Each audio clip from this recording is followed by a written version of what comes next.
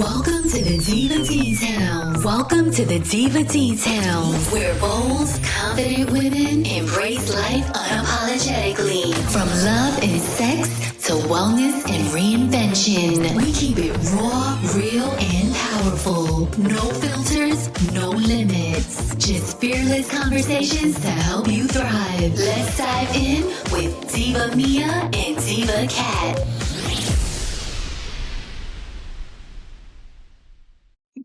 Well, hello, Diva Cat. Oh, I'm under the weather. Sometimes the weather gets to us and it's crazy outside too. No, we just have to keep going. We just keep going. Well, today we have an amazing acupuncturist. He's actually my acupuncturist. I must say he's fantastic.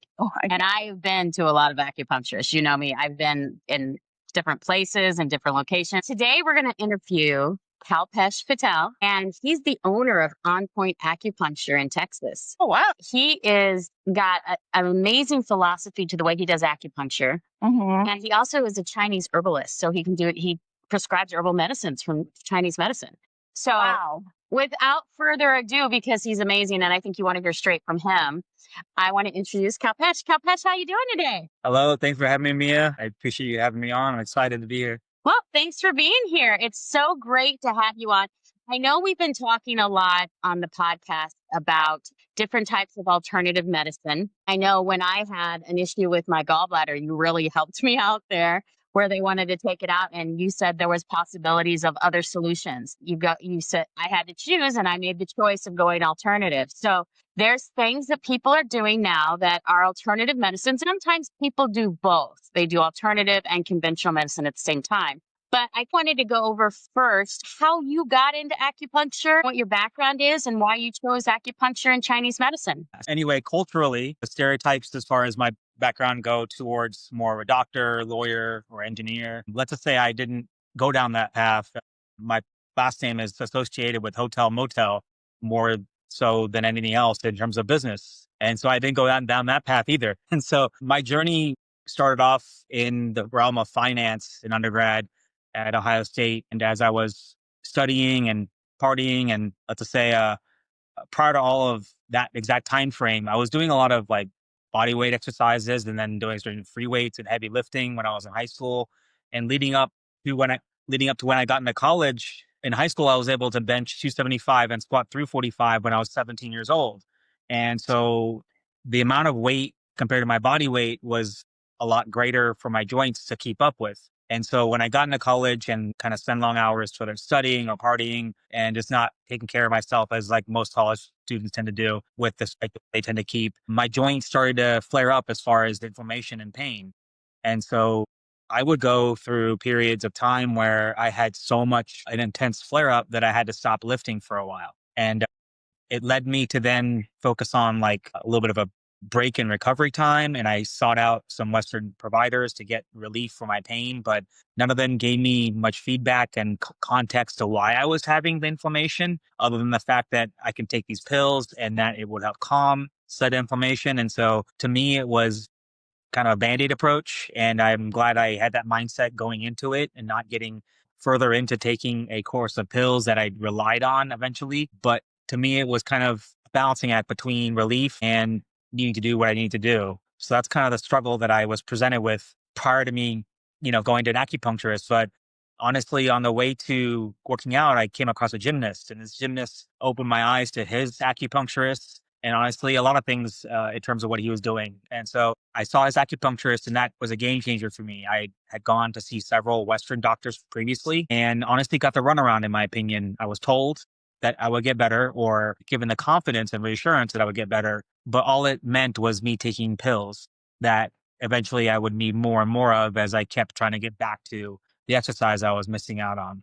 And so that's the gymnast kind of resonated with me in relation to his recommendation. It basically pointed me towards a modality that I saw a full recovery, considering how physically, fit this person was. It gave me a sign and confidence in relation to a full recovery compared to just managing pain and living within that limited of, I should say, physical activity. So that's kind of how I got into acupuncture. I was first a patient And it kind of inspired me to then go down this career path, as my undergrad finance degree did not pan out for me at the time. So that's kind of what led me to So become an acupuncturist. So you went into it basically because you saw that it worked for you and you got some really good benefits out of it. And it kept you out of traditional types of medicine too, that way. Yeah. I was really fearful of taking steroid shots and surgical procedures because I knew that it can sometimes keep going as far as the necessity for continuing to get pain relief. Yep. But I was just grateful the fact that I found it at a time that I could turn things around without having to suffer for such a long period that some of my patients unfortunately had to go through. So that was kind of a really big blessing to have come around within a few years of dealing with that. Although it felt like an eternity, the 2.5 years that I was dealing with this and the severity of it made me very kind of depressed in my overall outlook. And honestly, acupuncture has been amazing at even treating my depression, just to kind of put it more out there as far as what I was dealing with at the time. Yep. And I know that when I just started with you not too long ago, but you quickly became one of my trusted advisors with health because I have been through a bunch of acupuncturists and you take more of a holistic approach to a person than most of the acupuncturists I've been to in the past. Thank you. There, it felt more like they were just trying to treat the symptoms, almost like they were a combination between Eastern and Western. They're like, Yeah. what is your problem?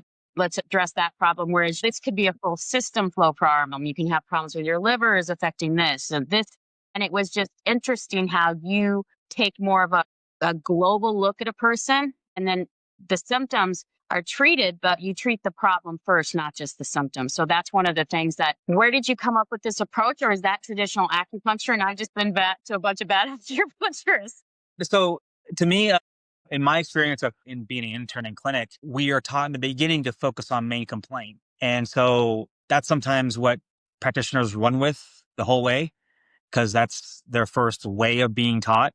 Now, don't get me wrong, we learn the foundations of how things interact and how things can be treated holistically. But when you get down to a clinical, as an intern perspective, you're focusing on the main complaint that that person's coming in with and then structuring their diagnosis based off of that complaint. So if you took account for everything they're going on with them, then you can kind of format the diagnosis a little bit more tailored to that specific issue compared to a generalization of the whole system. And so what I learned going through that process and then seeing patients in the outside world of being professional, a provider, is that people will come in with issues, but then they would only focus on that, what was bothering them, and not the several other things that, in my opinion, are directly related to their root issue.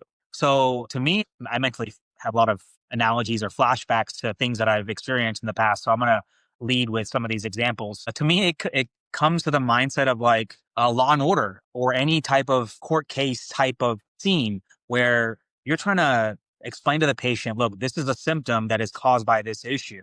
Now, let me show you what else is involved with this system because basically exhibit ABCD are also pointing to your root issue. If you're suffering with these other things, they might not be bothering you that's what you came in for, but you're dealing with all these other issues as well as the main issue. But to me, if we focused on the root, all of these issues start to go away. Yes, you might have that problem A or condition A is your main focus. But if we can go through this properly, meaning build your body up, accelerate the healing, and then go into cruise control kind of format of maintaining that momentum, then we can heal up everything else. We'll use your main issue as like the main goal, but we got to crush it. Not just, okay, we can manage it. See you every few weeks. Whenever you have a flare up, please consider coming back in. No. We need to stay ahead of it. And that way we can put it out before it rages, like in terms of like a fire, for example.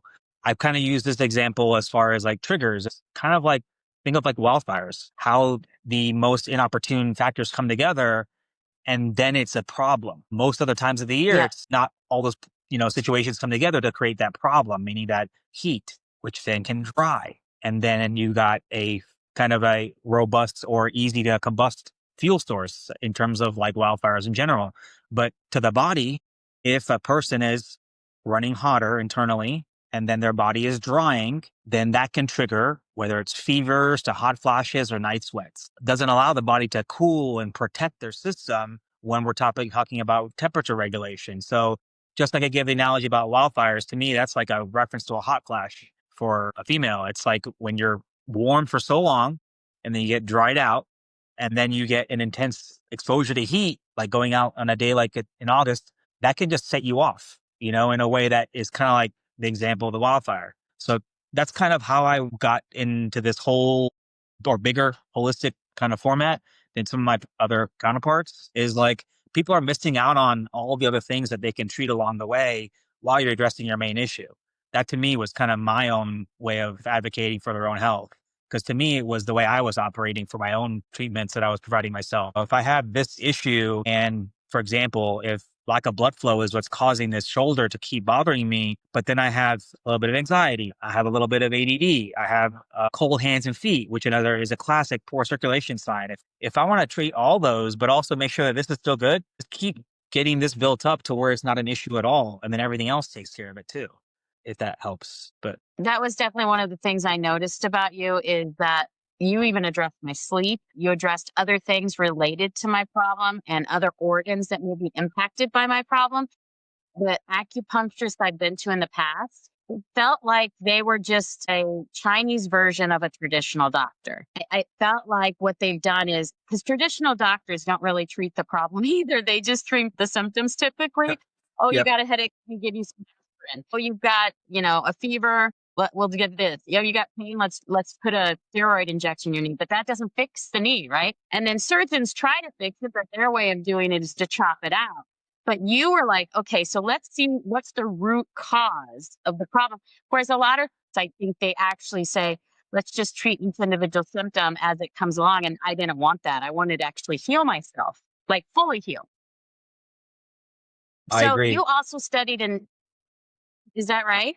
Yes, I got to study back in 2013 in China. And so I got to go to Beijing for a week as far as our group. And then we spent about 3.5 weeks in a city called Chengdu. If anyone's familiar with China, if you put a map of the US literally over Mm. China, it's exactly where Dallas is located. It's the southern center, and it's basically a city that has about 10 million people. And we got the opportunity to basically stay at a hotel right next to this brand new hospital facility that they were building. And if you look at the layout of the whole complex, there's like several buildings, maybe one or two of them are completely finished. But where I was at, it was just all these high-rise buildings of this hospital that was just being built.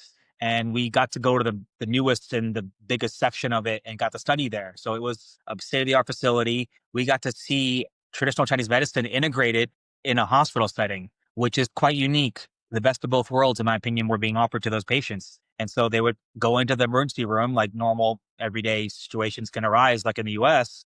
But here's the caveat is they get the emergency care like we normally do here, but then they flip them over to holistic care literally within the transition of them getting better. And you have the best of both worlds, the urgent, emergency situation where people are a lot more life or death. But then as soon as they transition over from that crisis mode, they can then go into the more holistic, more natural, methods to keep them from coming back to that ER, which some people can be, repeat visitors sometimes. And so what I saw was that there was there's a big emphasis on herbal medicine. And so you would see these herbal pharmacies on different floors of this hospital. The biggest one they had was on the ground floor, and it was massive. You would see people getting bags of herbs if they were doing it on their own at home, or just pre-made juice packets.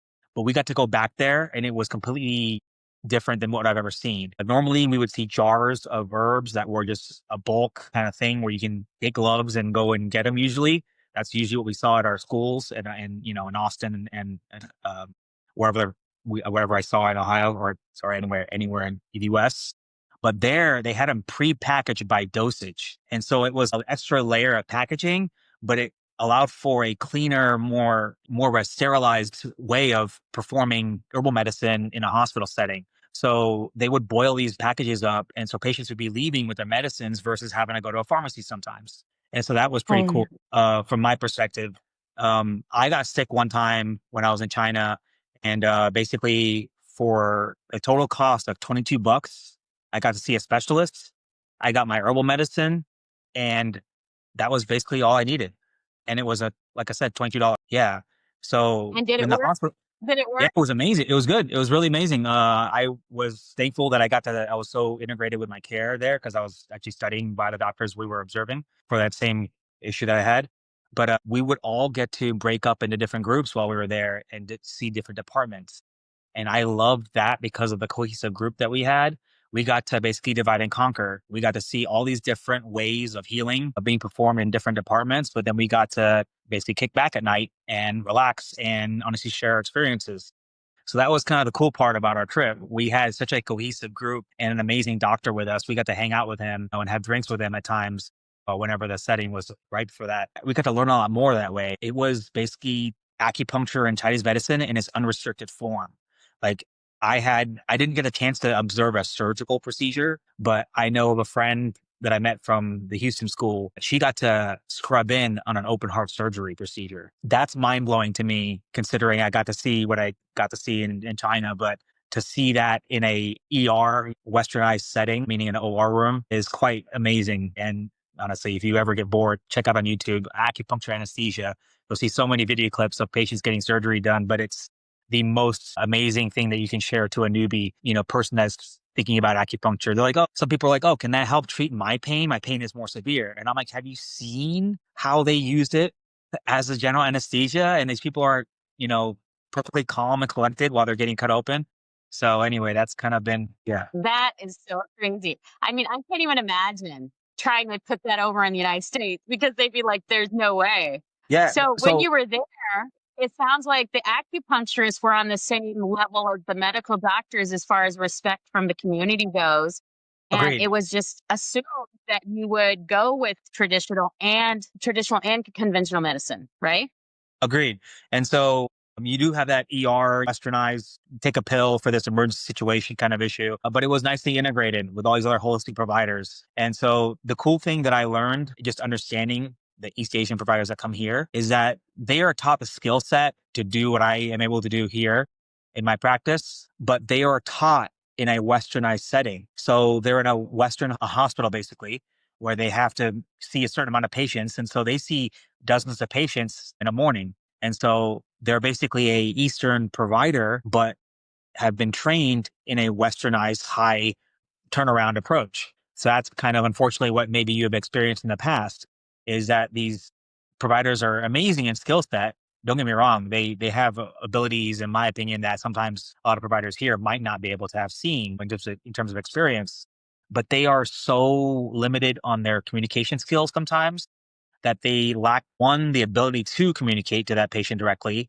but also sometimes they just lack the urgency and focus to make that connection first off, which I feel like is lacking in this current system, but also just to explain and reinforce the process of what is needing to be addressed. I think that's, in my opinion, why I have excelled in my practice in ways, just with my experience working with you, is that what you shared earlier is kind of, you can talk about what symptoms are you're dealing with the patient, but if you don't educate and kind of reference the triggers and the system involved, then it's hard to understand why all this other stuff is happening in your life, like other symptoms that might be affecting you in certain ways. And so to me, it's like I'd rather put the whole picture to the patient and present it to the where, like, look, if we can cross this finish line to treat, condition A, we can treat all these other things and free you from, the limited, I guess, quality of life that you've been dealing with. And so that's kind of, I don't know, that's been growth as a practitioner. I think the problem is not just the practitioners. I think that's kind of how we as people expect doctors to be, even acupuncturists, even chiropractors. I got a headache. Can you prop my neck? Or my low back hurts. Can you prop my back? But I don't think a lot of practitioners, I go to a chiropractor as well that looks at the whole body and, looks at what herbs you're taking, how your sleep is, how your stress levels are, all of that stuff, because it impacts everything. And I don't think that in medicine today, in conventional medicine, as they call it, I don't think that they look at the whole body at all. It's more of a surgical, let me chop this off, let me take this out, let me give you a pill to fix something. And they don't look at the whole body. But going back to your, discussion about the herbs and in the room. So it sounds like that they've been able to do enough studies in China to figure out what herbs at what percentage rates, et cetera, are good based off maybe body mass or whatnot.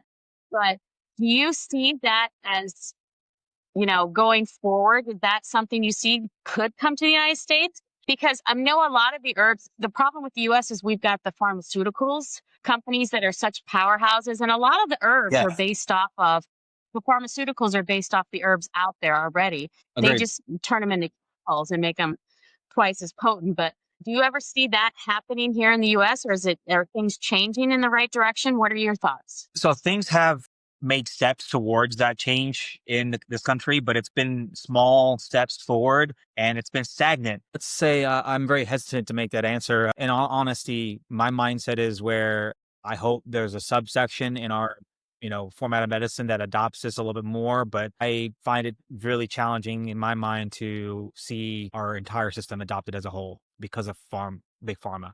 Um, you know, Gotcha. So current conventional medicine does not go well with alternative medicine, and I think a big part of it is the fact that the insurance doesn't pay for it. It's the cost. It's the cost, and everything seems to be out of pocket. But do you see at all traditional medicine making any inroads into like the conventional medicine in the United States so that things are changing in any way? I think the biggest steps will be taken once there's a wider adoption with insurance plans. To me, there's many different components to this and variables involved. But if, like you highlighted, the cost is the biggest barrier. And so if patients are able to have insurance benefits that cover acupuncture, then you're going to obviously eliminate that barrier or, reduce it dramatically. And that's kind of why I'm relatively in this area. There's a lot of companies that are, kind of in the DFW airport radius. And so they tend to offer a lot of these plans that cover acupuncture. But I feel like there's a national level, once we have a greater adoption in our insurance benefits for acupuncture, then I see a much wider adoption of it for the patient access. But I do believe that the biggest piece of this barrier is honestly MDs. And so if our profession was to make a better inroad with that particular group, then I think that the gap will be closed very quickly. But the biggest barrier, in my opinion, from us being able to do that is honest. And a big pharma, in my opinion, dictates. Yeah, I think big pharma has really hindered progress. I agree. Yeah, they've created Well, they've been around for a long time, the pharmaceutical. But same as acupuncture, have been around for thousand years. But the thing is to introduce into that type of medicine to the new world is kind of costs a lot. It does. And people don't like I said, people will worry about what to put on the table first. People will go take the pain medication. So your acupuncture, is it you including your cupping, your massage, herbal medication, your facial? You get all of that in your service? Like facial acupuncture. So those are all separate services, I love relatively. facial acupuncture. So the only combination that of what you listed would be if someone comes in for acupuncture, I can do the herbal consultation overlapping the acupuncture because I'm already going through the tongue analysis, which gives me kind of a deeper dive on what needs to be addressed holistically. So the herbal medicine can easily overlap with the acupuncture during the visit. The cupping can, as a modality, be mixed in with the acupuncture in relation to, applying it on the same person at the, the same exact appointment. Now, as far as incorporating all of what you said, kind of in a combination of all, compilation, as I say, then that's very difficult to do. Like I've had a patient come in and I do, a body treatment and then I can add the facial call in that same visit as my facial rejuvenation treatment. But that's kind of the hybrid of that. I try to balance their system first before I put all these points in their face because that can trigger certain things if we don't approach it correctly. Like people that are more prone to migraines. If you're getting facial rejuvenation with acupuncture, then it can sometimes cause a little bit more of a trigger for headaches because of the nature of all that concentration of energy on the head. And so headaches from a TCM perspective or a buildup of heat in the body that basically rises. Heat rises in general, but it will rise to the head and trigger headaches for that person. And so we don't want to condense more energy in an area that it's already kind of built up to such a degree, like traffic would be like an example. So do you do like the acupuncture that helping with menopause? Yes. That's huge. Yes, it is. So Like detox your body. So acupuncture can help whether it's balancing your hormones and or helping, your body detox a little bit better. It just stimulates the nerve pathways that connect to these organ systems that are their main role is to help assist in detoxing or helping rejuvenating certain effects in the body. So like one example would be that if you have lots of stress, and then that stress can cause tension in the shoulders and also cause issues with your gut. And so if we focus on points that target the liver or help influence the liver in its relaxation and kind of decompression of tension that can build up, then it can relax the intestines, it can relax the shoulders, it can release kind of all the other channels and nerve connections that are integrated with that system. And so it's like if you take the most tense person in a room or a family combination or at a meeting and you were able to deregulate and calm, to me, that would allow the other individuals to feed off of that energy and kind of resilience. It's kind of how your ecosystem of organs works. If one is overwhelmed and over having to compensate for other organs that are not keeping up, if you support the ones that are overworking and then help assist the ones that are underperforming, that's how we create balance kind of in the body, is just kind of assisting all the different pieces. Diva. He has been working on my liver. He worked on my gallbladder. I went to him when I had that gallbladder problem and they tried to they wanted to take out my gallbladder. I talked to him on the phone before I actually checked myself out of the hospital just to make sure there was something he could do to help. And what we did is I went to him every day. Or was it 2 weeks? Yeah, it was about 2 weeks. Every day. Well, Monday through Friday for 2 weeks. Yeah. And I've got some herbs, some gallbladder herbs, and I took those religiously. And heck, I think within 4 days, all the tightness in my side was gone.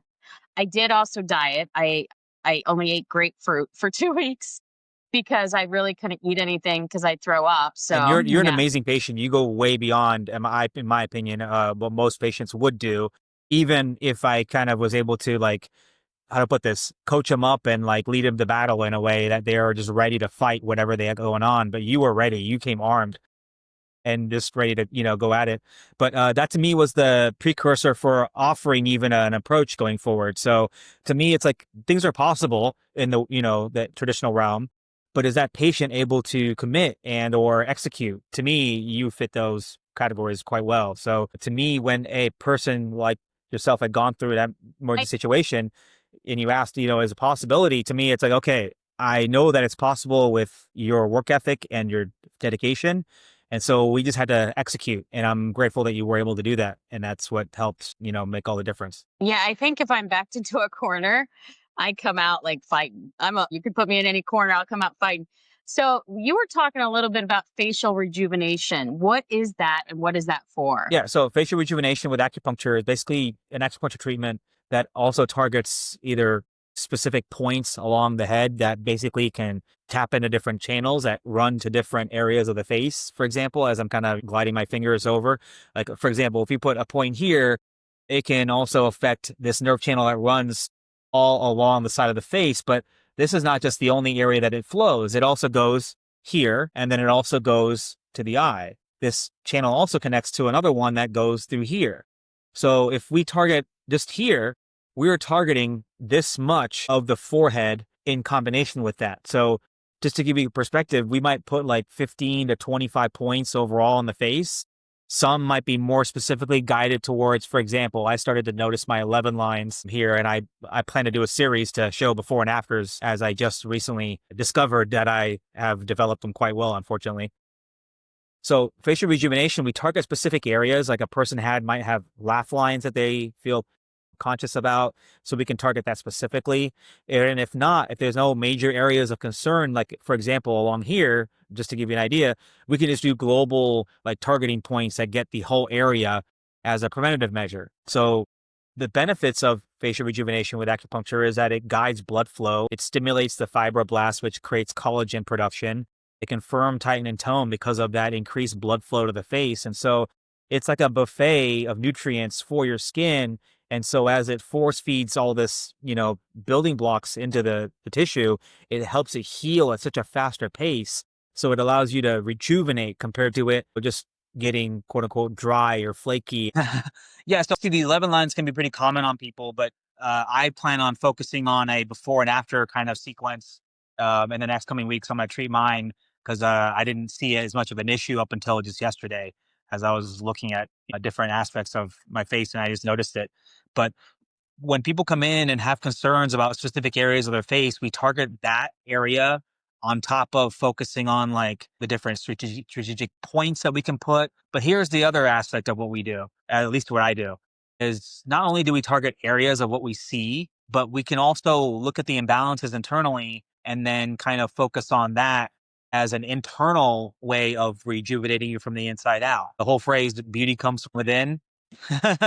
That's kind of that angle. It's like if you're focused on certain aspects of why your face doesn't look as youthful, to me, that's partly based on the internal imbalances that's going on because different parts of your face do connect to different organ systems. And so that's just one way of understanding what's going on. There's this whole aspect of facial diagnosis that I would love to get more familiar with. I have been wanting to dive into that a little bit more in detail. I'm very fortunate with this training to understand the tongue very well, but I want to learn the face because literally you can just read people's faces without asking their permission. Normally in my clinical experience, I'd have to ask for them to stick out their tongue. But if you can read someone's face and understand their imbalances, then I feel like I can level up my understanding of people prior to ever me evaluating them professionally. Well, So I do like the anti-aging approach because I'm in my 50s. Diva Cat here is in her 60s.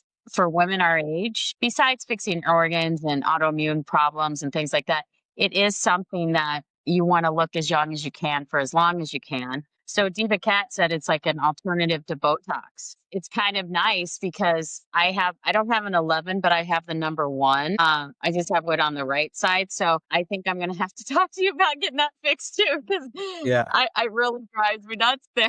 no, and we could definitely do that. But as far as like kind of the rejuvenating effect that you get, I would have to also add that most people knock out during the visit. It's so relaxing. So you can get like your AccuNap. You can get your face kind of rejuvenated with extra blood flow and nutrients to help bring that shine and kind of glow back. But then you also improve your sleep and digestion and mood and aches and pains in combination of getting, your accufacial basically. And so that's kind of, in my opinion, why people would maybe want to gravitate towards that more so than putting poison, in different parts of the face to help Yeah, plump. yeah, So yeah. yeah.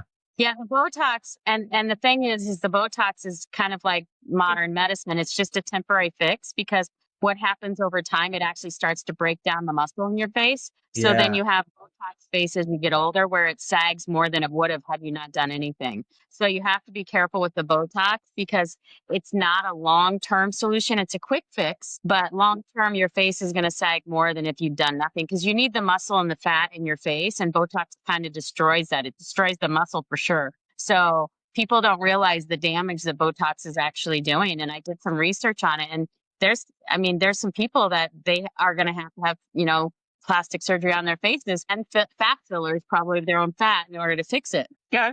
Well, that was eventually, right? You're gonna have to get the plastic surgery after. Not Botox for everybody. so long. Not everybody. Botox for sure is a cause. It's Yeah. a cause for a lot of plastic surgery. So people don't realize that the Botox industry is actually feeding the plastic surgeons too. I think Yeah. that's why a lot of med spas are built right into the plastic surgery No, places.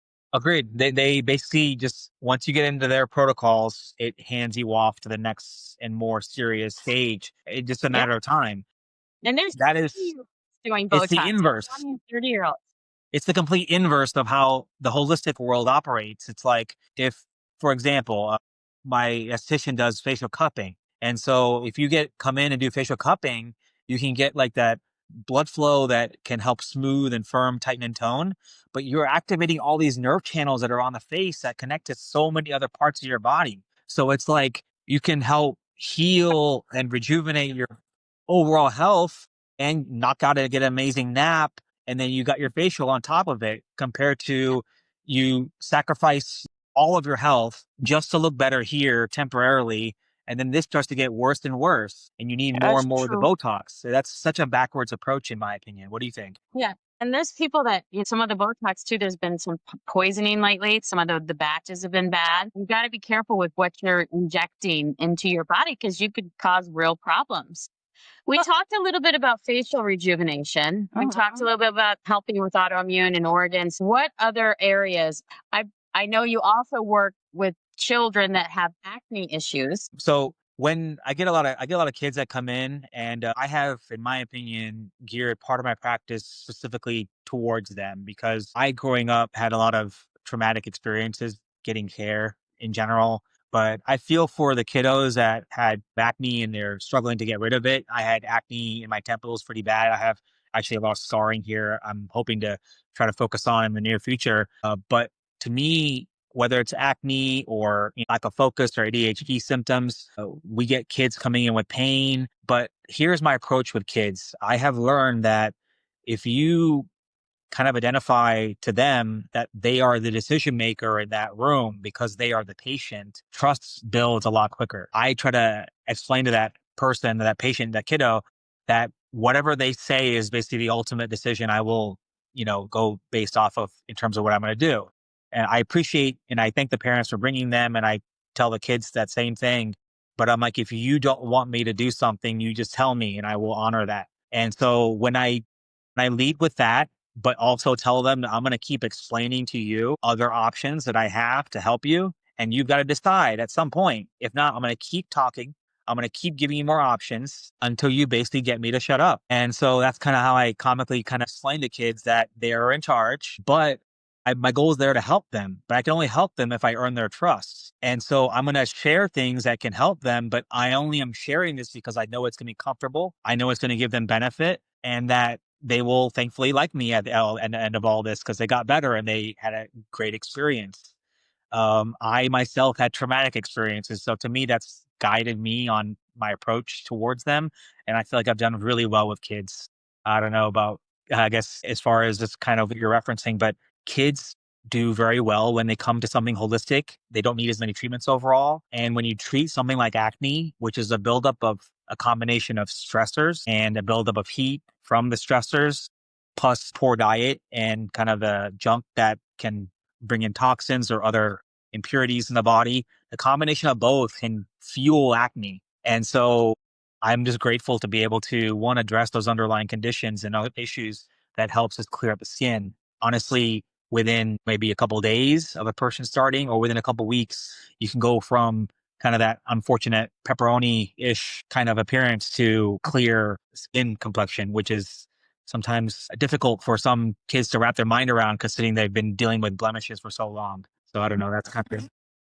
You also work with scarring. Yeah, I do. I can say help with scarring as well. And so when we do acupuncture for that or gua sha or facial cupping, as long as we're promoting blood flow to that area and whether we're targeting the acupuncture locally to help break up some of that scar tissue, then we can actually heal the scarring from the improved blood flow. Your body is trying to heal scars 24/7. It's just got a roadblock in its attempt to do so. So when we do a modality treatment like acupuncture or facial cupping, or do something like gua sha, which can, stretch the fascia and break up scar tissue and then allow the blood to flow in areas kind of like, for example, if you saw like a stream of water get, flooded, it can only go up so much in relation to its new path. But if you open the path, then it can flow everywhere. That's my reference to blood flow in relation to this acne scarring.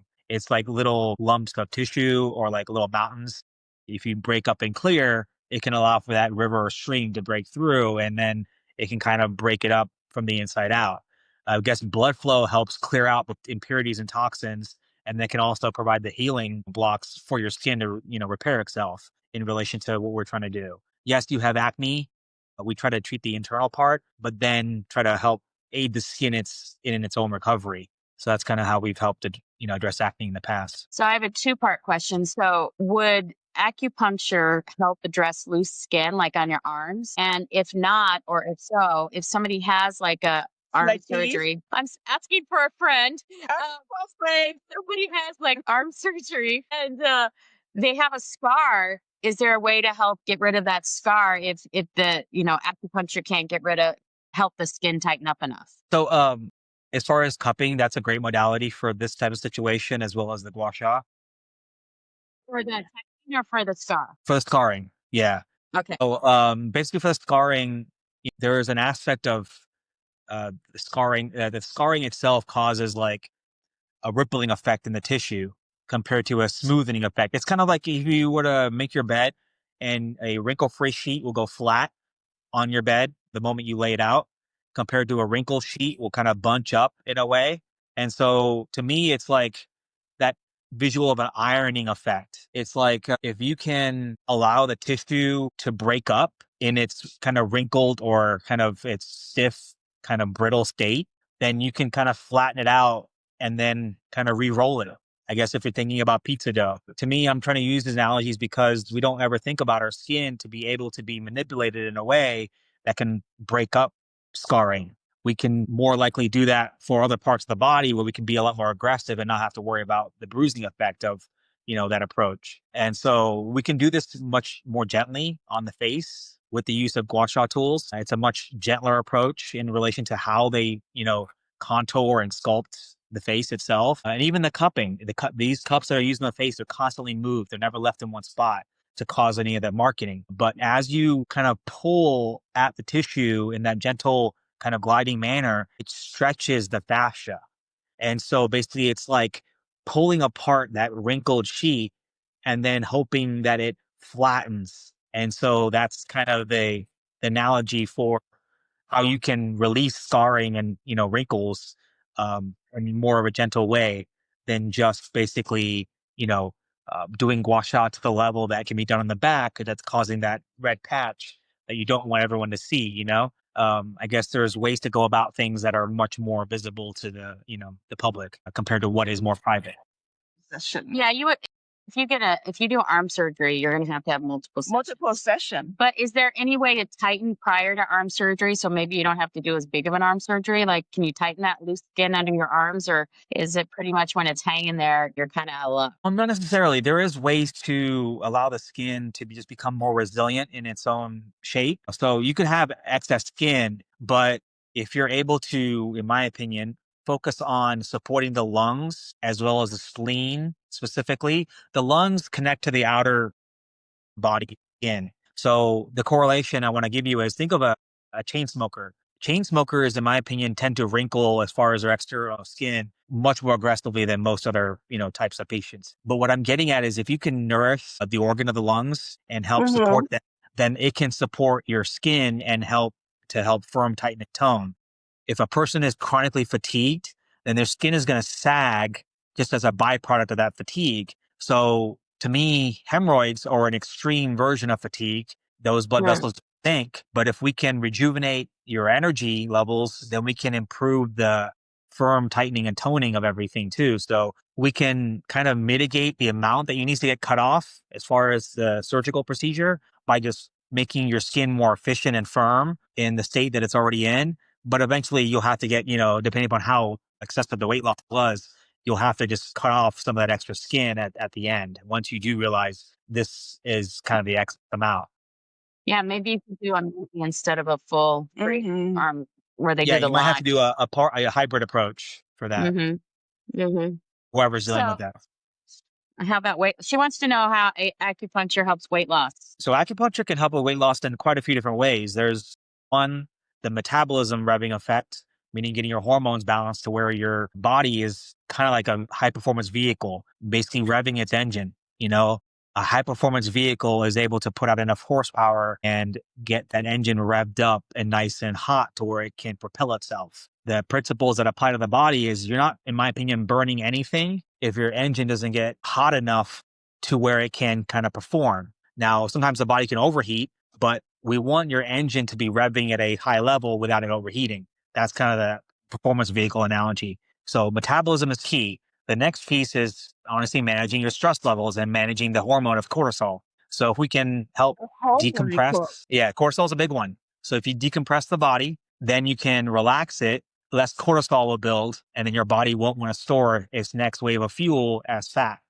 So stop the fight or flight mode. You're not running from life or death situations in terms of like Neanderthal time frame where you were literally running for your life. Now we're running from tasks and to-do lists. So the stressors come in different forms. But when we have more cortisol, we'll obviously gain more fat, and the acupuncture can definitely bring the cortisol levels down. So after you revved up the engine and brought down the cortisol, the next, honestly, piece that acupuncture can help with that, in my opinion, most people don't know about, you can actually reduce appetite. You can calm the urgency of how much food you're craving to eat. So you could be hungry. And I had patients, I asked them before I put this point in, I'm like, are you hungry at the moment? And if they are, put that point in, and literally within a minute, not even 20, 30 seconds, I'm like, okay, so how are you still hungry? And they're like, actually, I'm not. And so you can calm the appetite down quite a bit. It's definitely not a ticket to skip a meal unless you're fasting, but it's geared towards calming down that urgent appetite that causes you to overeat. And that's a huge one.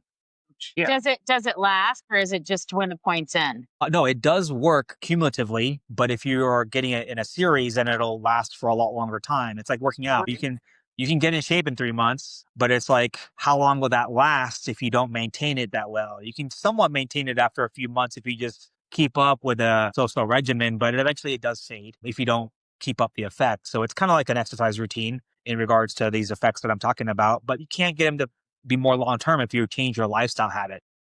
Right. Right. Yeah. So then this is a nice alternative to the weight loss, Ozempic and Zepbound and all the chemicals that Agreed. have a side effects. There's alternative ways to treat weight loss that I don't think people even consider. And people will go spend $1,000 a month on Zepbound, but they could have come to you 2 or 3 times a week and gotten treated and not had to deal with all the side effects. And plus it had all the benefits from everything else, like, balancing hormones, improving digestion, Yeah. sleep, food. To add one kind of final piece that I feel like people are not as aware of with acupuncture to help with weight loss is that it can help curb cravings in such a way that whether you're kind of a sugar junkie or just love your salty snacks or whatever junk you end up gravitating towards, whether it's greasy foods or, whatever indulgent that tends to do your stomach under, is that you can actually put points to cause a rejection of these really rich foods. So a dessert that normally is like indulgent and just kind of willpower testing, to me, with these points, it takes out the willpower because foods that don't taste great or amazing, it's not worth the calories, in my opinion. And so that's kind of why I feel like this approach can work in ways that the GLP, medications only focus on, in my opinion, the appetite suppression. And then it causes malnutrition in that patient. And then you lose your muscle mass, you lose your bone mass, you lose your metabolism, you lose your fire. Is it really? Lose your hair. Yeah, you lose all of that. For what? To starve yourself? To not eat? Like, does not eating really resonate with someone that wanting to lose weight compared to being able to eat and being able to be Actually, satisfied? I do enjoy not eating. That's one of my things. And you're an anomaly, that's for sure. I have to say, I love eating, and to put it in context, me being a male in my field, I'm very one of few. Like, let's just say when I was in my graduate school, it was at best case scenario, if we were talking about male female ratio, it'd be a 1 to 5 male to female kind of ratio. My profession is dominated by women, and so I'm basically trying to lead up to a story of when I took my gynecological courses and I was the only male in the class. And anyway, let's just say my appetite did not fail after talking about all these subjects that normally most men would be turned off by or have their own kind of reaction to just hearing things like that. But when it comes to appetite and wanting to eat, I feel like a road of wellness that suits regular meals and nutrients compared to having to force yourself to limit and starve and then feel nauseous in the process is off-putting. I just don't get, when you really look at the two and weigh it, what would a rational person want to do? I don't know. That to So me blows my mind, but go ahead. I guess to continue this conversation, then it sounds like acupuncture can help with psychological issues like stress and depression and other types of maybe even addictions, because food is kind of an addiction. Insomnia, I know, but what type of psychological issues can it, address as well? So we, as acupuncturists, have been very fortunate to be able to treat, veterans that have been dealing with PTSD, people that are dealing with panic attacks, when people feel no energy, they want to quit 10 times more than a person that has failed but has energy in their body to continue to fight. I've even noticed that myself. It's the times where, as a small business owner, you get up for battle every day. And so the times that I have felt compared to wanting to, like felt like quitting, is when I had low energy or no energy. At the end of the day, for most people, if you gave them a whole other couple hours of tasks, they'll be more like, okay, I'm throwing the white flag. I'm done for the day. I will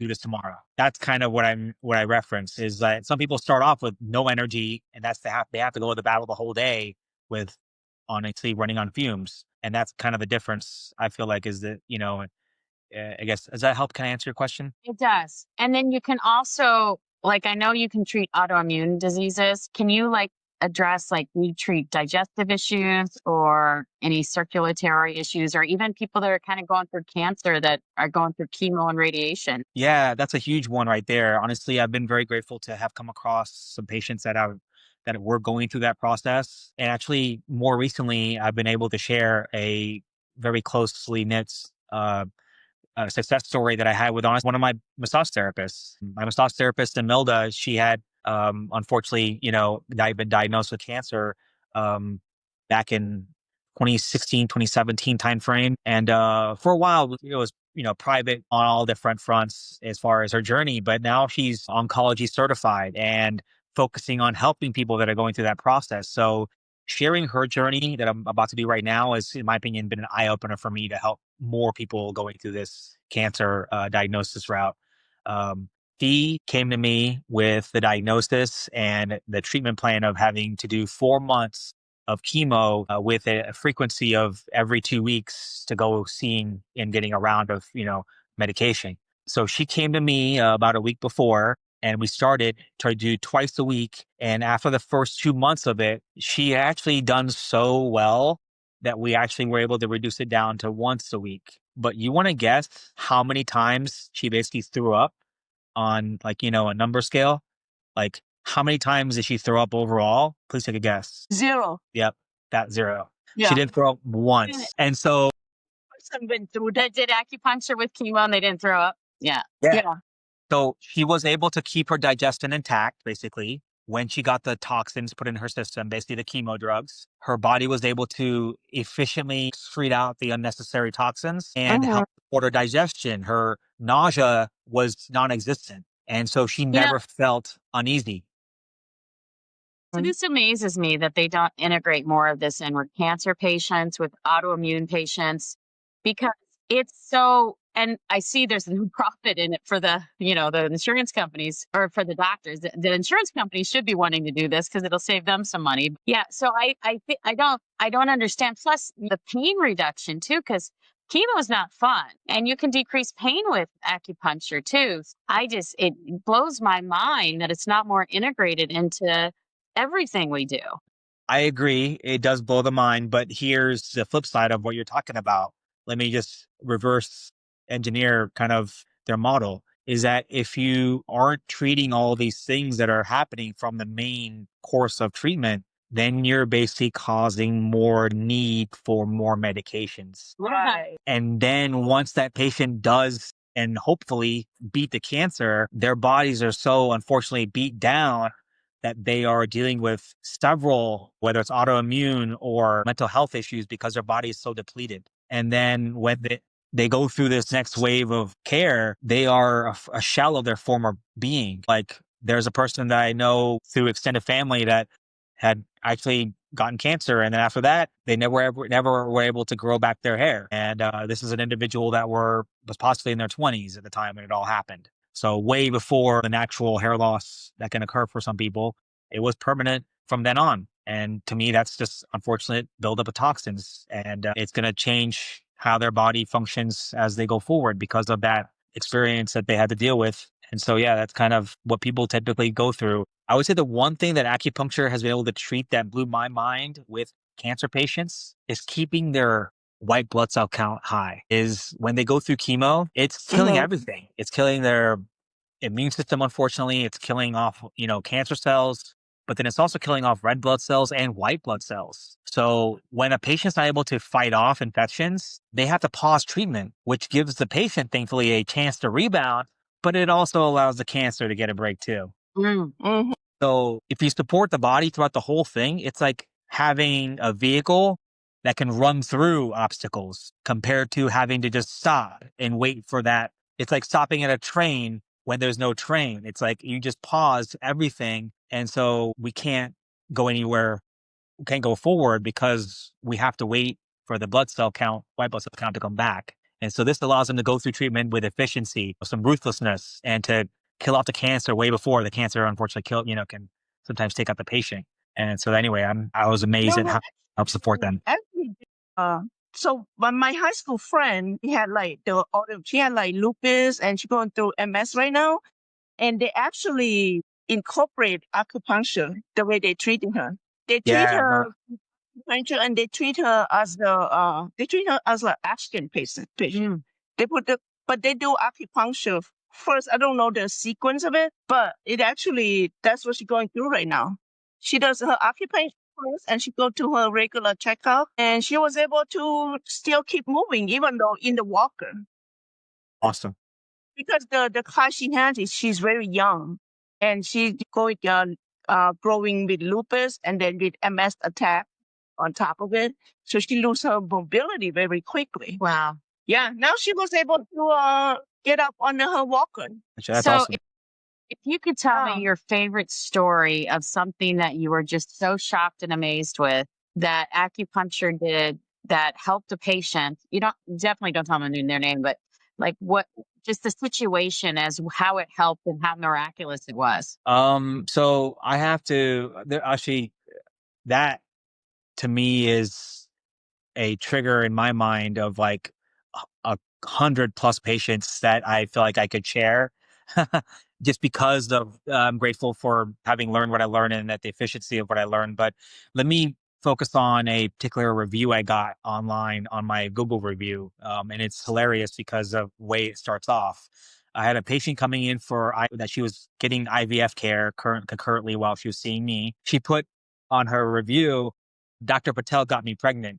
What's What's funny is the husband eventually ended up coming to get care too. And anyway, he gave me, thank you and for helping his wife get pregnant. And so it was an amazing experience to work with someone. And honestly, this is an amazing person I'm referring to, but she had gone through all this adversity in relation to getting pregnant. And so she, on the Google review, basically she lists out all these procedures that she has done. And I explained to her kind of the process of what holistically we need to do. And so I talked about the whole metabolism / hormonal balance piece. I talked about the whole blood flow and improving that supply to be able to deliver to the uterus and ovaries to help improve egg quality and the uterine lining. There are a lot more details in between that, but that was a summary of what I told her and educated her on what we need to achieve to make this a possibility. And so as I worked with her through it, and then she had gotten kind of that inkling that she was greenlit for that first pregnancy, she then posted that review. And anyway, I hadn't heard from this particular person for like almost a year. And then I get a picture in the mail of a baby and the birth date and everything. And then I have to look back to when that review was. And it was like 10, 11 months in time. But to me, that was that pregnancy because there's no other time frame that would have made sense in relation to all that's happening. So So you can help with fertility issues. Do yeah. you do acupuncture when people are pregnant to help with stressful pregnancies? Yeah. So high risk pregnancies is where acupuncture can excel at when other modalities, in my opinion, are not equipped to help serve this particular class of patients. From my perspective, just to summarize it in terms of economics 101 example, it's about supply and demand with a lot of things internally, but you literally have as a pregnant female, a growing demand. And that is welcomed in this equation. But the problem is you're not, in my opinion, growing your supply. And that means increased blood flow and nutrient delivery for that baby to thrive. It's like what you're feeding yourself will go to your child, but you have a delivery system in terms of your circulation that facilitates all of it. It's like you could have packages that you want to send your grandkids or send to people, wherever are that in the world. But if they're not using Amazon Prime, they're not getting it like the next freaking day. You know what I'm saying? Like you can send something to someone and it'll eventually get there. That's one way of looking at it. They'll eventually get it. But there is an efficiency in timing. You have, quote unquote, a growing organism that is in need of nutrients now, not a week from now, like literally at the moment that it needs it. So if you can improve your health, hormonal balance, and blood flow, which will improve your health, in my opinion, you can supply more to your growing demand, which is basically the child. And so that to me is how you can help high risk pregnancies. So it sounds like you can help people trying to get pregnant, whether they're having fertility issues or not. You can help moms when they're pregnant with the baby. And then after, you can help women that have a little bit of postpartum depression or maybe even milk flow supply issues or just exhaustion issues in general, help come back to life, it sounds like. Great. Yes, That's definitely. awesome. Yeah.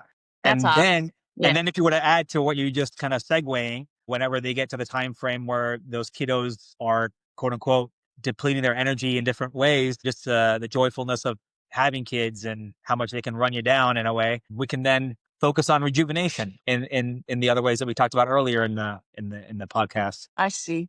So what do you think is the biggest misunderstanding when it comes to acupuncture?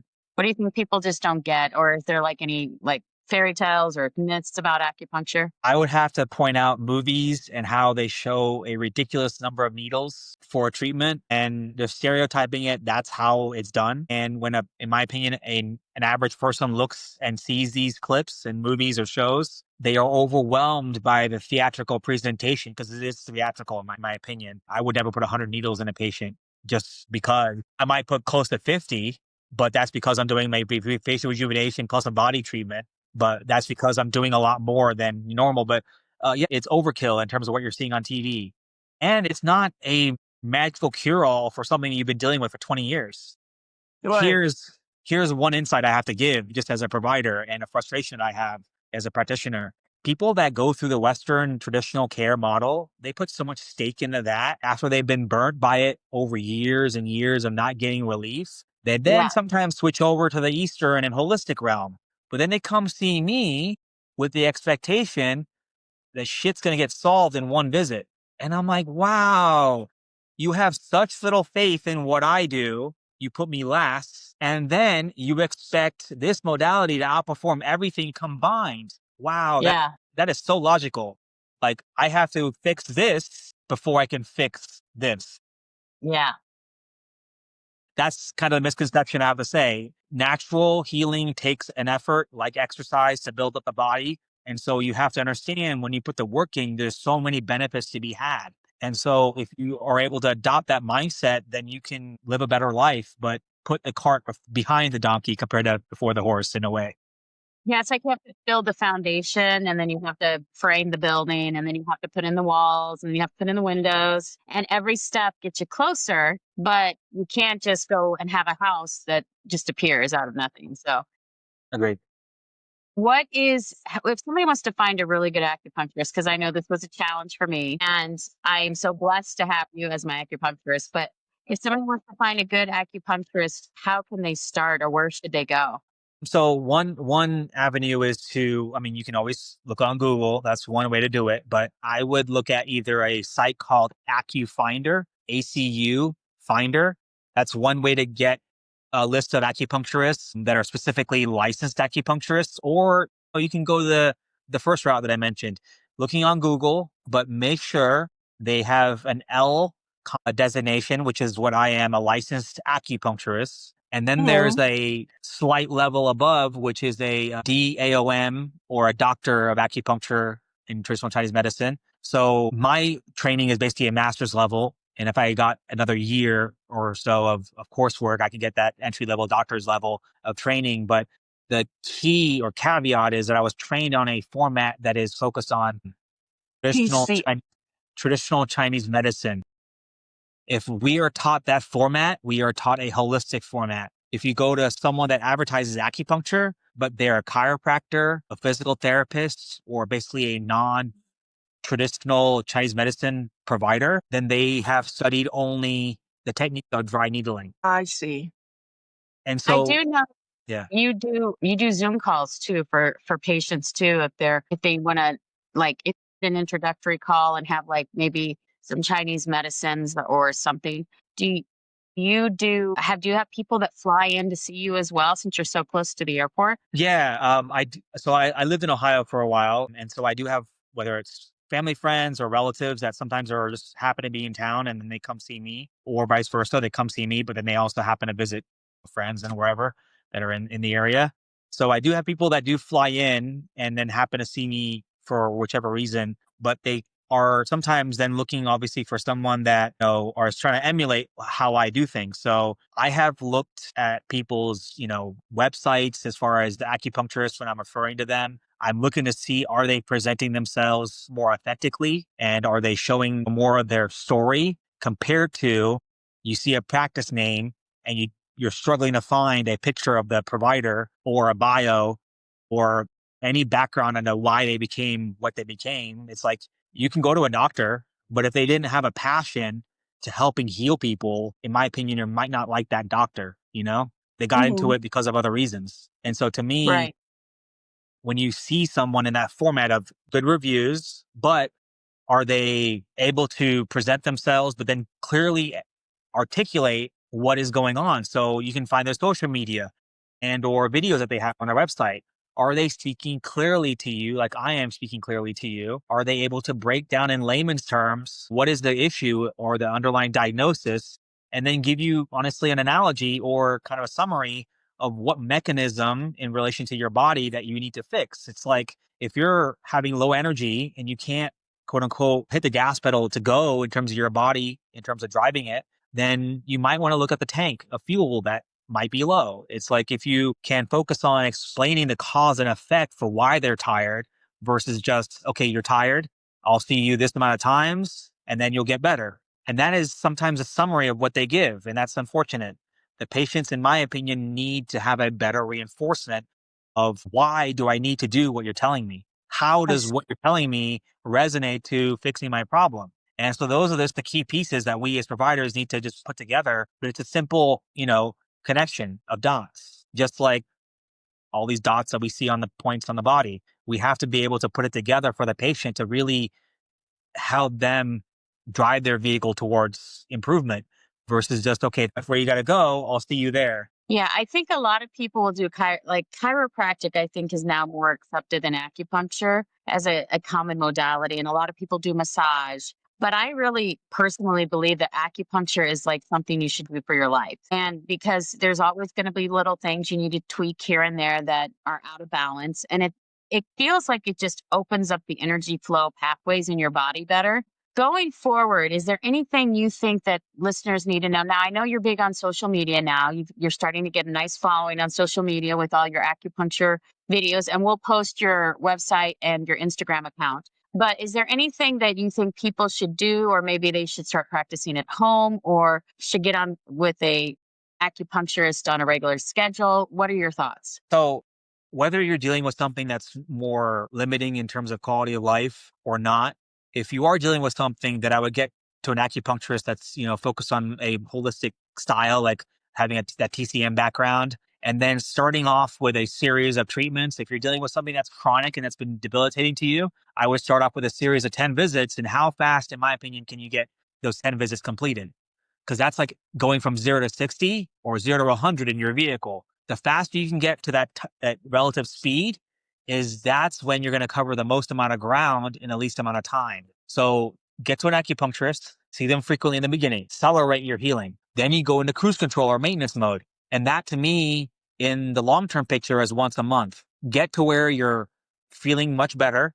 But if you continue once a month and keep up these lifestyle habit changes, you can build over the long term. It's a compounding interest. And so that's where you get the most with the least amount of effort is that speed up like a plane taking off. And you don't need as much fuel once you're at 35,000 feet and, kind of just cruising in the sky. And the other avenue of if you don't have anything going on and you don't have anything severe or debilitating or concerning, then you start off once a month. And honestly, within a few months, you'll definitely notice improvement, but you'll be able to get that quote unquote 35,000 feet altitude kind of effect where you're covering a lot of ground with a lot less friction because you built yourself up when you didn't have any obstacles preventing your progress. And so that to me is my message to anyone hearing me right now, as far as if you're dealing with something with acupuncture, you can dive right in and tackle it and then maintain that effort, or you can just go into a maintenance mode right away. But to me, I would definitely start acupuncture early if you have been dealing with anything. And the more you can stay consistent, like a workout regimen, you'll just get benefits over the long terms. If you don't have the money to do, X amount of visits in a short amount of time, a little acupuncture over a period of time can serve that as well. Because time is a commodity, in my opinion. It is currency when it comes to healing. If you have Yes. no time, things need to run faster with the treatments. If you do have plenty of time, then you can go a little slower. But that's kind of my message to people in terms of budgeting or just going forward with this scope of treatment. Do you have any other questions? No. Well, I think we've covered a lot. Yeah. I think we've covered everything from skin conditions to fertility to plastic surgery with acupuncture problems. Yeah. Chemo to Well, kid- see, kiddo care. I gotta fix this. I gotta fix that. I'm gonna go and see. So I think that going forward, if people could just look at alternative medicine as medicine and not just an alternative, and really dive into making it part of your lifestyle and part of your self-care, I think it's the way to go if you want to live for a long time and have a good quality of life too. It's the quality of life, not the quantity of life. No, it's a great thing to highlight. Quality is so much, in my opinion, more important than the quantity. So people can be living a long life, but they can be suffering. And so to kind of summarize, it's like, how many laps can you take around this track of life without taking a pit stop? right. If you see these, race cars, they're making pit stops so they can cross the finish line, hopefully in the lead. It's, how many pit stops do you need to take so that you're kind of leading the pack as well? That's kind of my analogy for any patient that's, needing That's a good one. Yeah. Thank you. That's a good one. Is there anything else you think you should add for people so that they know? Well, first we're going to give them your contact information so they can reach out if they want to book an appointment with you. Is there anything else they should know when they're taking this journey? Anything to be leery of or worrisome? Yeah, it should not hurt as far as an overall treatment. You should hopefully be able to find a practitioner that either hears you out in relation to comfort, and if they don't, they're not right for you, in my opinion. I take the time and focus and attention, as you might have observed, to make sure my patients are comfortable throughout the entire visit. So I'll ask several times during my interaction with them, but I'll also ask before I even leave, and leave them with a pager button or a bell so they can get a hold of me. It should be a comfortable experience. If you don't have that comfortable experience, speak up and make it known. And if not, go find someone else, because there are plenty of other providers that have the skill set and the comfort level in their office to achieve that. And it's unfortunate some people might be limited in providers, but that to me is what I try to offer every day for every single visit. So that is definitely a thing that I would look for. Yeah, that is true. That is one thing I did mention to you, is that I've been to practitioners where, honestly, it was more about how much blood they could draw. So they didn't go too deep or they make it painful. So you got to be careful. Acupuncture is very pleasurable, and I sleep through the whole session pretty much. Sometimes I almost fall asleep while you're actually putting the needles in too, because it's like, oh, it's so relaxing. So it should not hurt. Yeah, that's for sure. Agreed. Awesome. All right. Well, Sir Patel, we are going to wrap up. Thank you for having me on. Coming on, and it was a true pleasure. And this is Diva Mia signing off. Okay, signing off. Nice talking to you. Thank you. Thank for you, having me on. Kalpesh signing off. Take care. Have a wonderful day. Are you guys feeling on point today? Thanks for tuning in. Like, subscribe, and drop a comment. We'd love hearing from you. Visit thedivadetails.com to connect. See you next week for more. Diva Details podcast and website are intended solely for informational and entertainment purposes. The content provided does not constitute professional, medical, financial, or legal advice. We are not licensed medical practitioners, financial advisors, or legal professionals. Always consult with a qualified healthcare provider for medical advice, diagnosis, or treatment. Any financial topics discussed are based on personal opinions and experience and should not be considered professional advice. The content provided does not constitute legal advice. The Diva Details and its affiliate contributors and guests are not liable for any losses or damages arising from the use of our content. The opinions expressed in the podcast are solely those of the speakers and do not necessarily reflect the views of any affiliated organization, sponsors, or partners. All facts discussed in the podcast are researched and accurate to the best of our knowledge at the time of recording. Information may change over time. No guarantees are made regarding the accuracy, completeness, or reliability of any statements or opinions presented. It is the responsibility of the listener to verify any and all facts that may influence their decision. This podcast is for information and entertainment purposes only and should not be considered professional advice.